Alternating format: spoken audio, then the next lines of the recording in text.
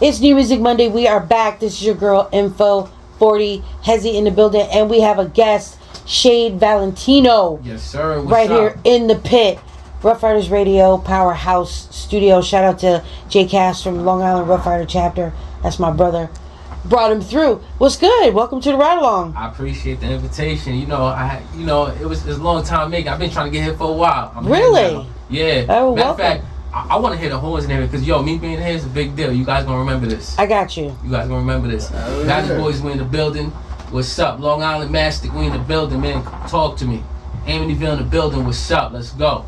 Okay, I like his energy already. What's up? He done picked up. What's up? So what's good? Tell us a little bit about yourself. Like, where you started with music, like where it all came from. Well, I've been doing music for a long, long time. You know what I mean? And it's really in my blood, first of all, because I don't use it as like a crutch or whatever, because I want to get it out here, get it by myself. But my aunt is Roxanne. Okay. You know what I mean? Roxanne. Yeah, man. Yeah. That's my shit. That's my aunt. So I feel like it's in the blood. Then I have other family, you know what I mean, that be doing their ones and twos. That's really, you know what I mean, out here. But it's just, it was in the blood. And like, I started when I started when I was 16. Mm-hmm. You know what I mean? Because I moved to North Carolina, you know what I mean, with my mom, whatever. And, the country, they ain't nothing to do. You know what I mean? And then it was crazy because I had scholarships. I lost the scholarships because I had kids when I was early. I had my daughter when I was 15. So, you know what I mean? Like, I still did what I had to do.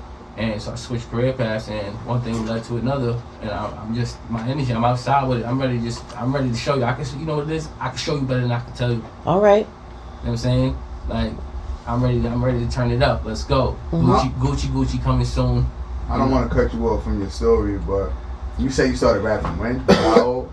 Like, when I took it serious, like, since I was like 16. 16. Yeah. So what was you doing? Like, what was your life before you started getting into music? Like, what was the other thing? You say you had scholarships and all that other stuff. Yeah. So clearly you was active before the music. What was you doing before that? I was playing. You don't gotta get too detailed. It's crazy because like I was like, I got good grades in school. You know what I mean? Yeah. Like my mom was like she had like scholarship to Harvard, so she was a stern one. She was like, you get a D. You know what I'm saying? That's not good enough for her. You know what I mean?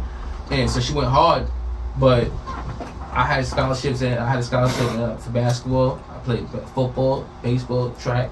Like, I did it all. I did anything to. You was point guard? Huh? You was point guard? I was shooting guard. Shooting guard. You was wide receiver? Not wide receiver. You was safety? Nah. What was you in football? Quarterback. Oh, cool. I was about to say that, but for some reason it's always like a little height. Well, around in my area, like a lot of quarterbacks is like tall as shit for whatever reason. So I ain't wanna like. Yeah, nah, it's fast. I was fast. Yeah, fast. okay. You know what I mean? Makes sense. You know what I mean? And it's just like I see things that people don't. You know what I mean? Just like being in real life, like the quarterback clutch carries the team. You know what I mean? In your personal opinion, I'm about to get a little off subject. What you think is more a harder job, being a point guard or being a quarterback? Quarterback. It's kind of the same thing. You think so? I think it's kind of the same thing because without you lead the team. Right. The team is dependent on you to get that first thing off. You know what I'm saying? The first handoff. Well, so you know what I mean? Like if you fuck up, everybody fucks up. You know what I mean? So it's more about being a captain, being a leader. Mm-hmm. You know what I'm saying? It's being a leader, and those are just two like open ups to life. You know what I'm saying? I think deeper into things. You know what I mean? Yeah, of course. And it's just to be real. I was a kid. You was from the hood. You know what I mean? I heard sports can get you out of there, just like any black or Spanish kid that knew it. You know what I'm saying? What it was. I was playing anything I could get into. And, you know what I mean? I'm a hustler.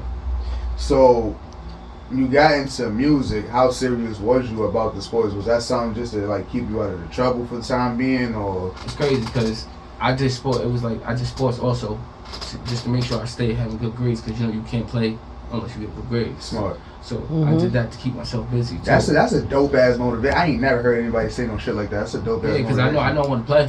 You know what I mean? I know I go to practice every day. Right. You know what I mean? But I know if I fail this motherfucking class, I curse. I'm sorry. Yeah, you go. Oh, okay. I just want to make sure. I caught fines on other radios before for that. Yeah, they do that. Yeah, so nah, but I know if I want to play in that fucking game, I better do my homework, get good grades. You know what I mean? So it was like kind of like I was reverse psychology to myself. You know what I mean? Because I always took credit and listened to older people, gave me credit. Like, you know, I wasn't one of those kids like, yeah, still do my own thing. Nah, you must know something I don't, and I see what you got. I was never a hater. I knew what I wanted since young, you know what I mean? And I know you gotta go get it. I was never for a handout. So from 15 to 16, what was that transition? Like I had my daughter, yo, my mom was tight. So you just dropped sports, flat out everything. You just because from that I got your daughter. Because I caught scholarship. My mom wasn't having it. She was like, and so when I did that, I started hustling. I got a job. You know what I'm saying? I wasn't into like the streets just yet. You know what I'm saying? It was like I knew I was from sports. I was like, you know what I'm saying? I was like popular kid, but I wasn't really in the streets. I tried to stay away from that. You know what I'm saying? Try to get it differently. You know what I'm saying? Like my brother, I seen what it came with, my family, everything. You know what I'm saying? It's not until later on I got different that, but I got a job, so I quit sports completely. Like, and I know how to switch it up. So now this is where the music came in. So besides having family members that do music, you say that's when music came in. What was your main push to do that? Because it sounds like a lot of things was factored in. Your daughter, dropping sports, and doing what you was doing in the streets. Right. Out of those three or possibly more, what was the main thing that made you be like, yo, this is what I'm going to do? Just lock in on this music shit. Like, what was that? It was just like, I know that when I had my daughter, real shit, it was like a lot of kids can't relate to you no more. So that's how you learn to be dolo. Because now a lot of kids don't want to fuck with you. Like, yo, you got real responsibilities. I At can't 16 too, yeah, I can't do what you do. You know what I'm saying? But I always made it way. I was hustling. I'm gonna work. If I want to go play basketball, my daughter was in that cab with me. We go to play basketball with the stroller up there. You know what I'm saying? Like, I never let it stop me. You know what I'm saying? It's just a hump in the road. We're gonna get over this. You know what I'm saying? I'm not gonna let nothing stop me.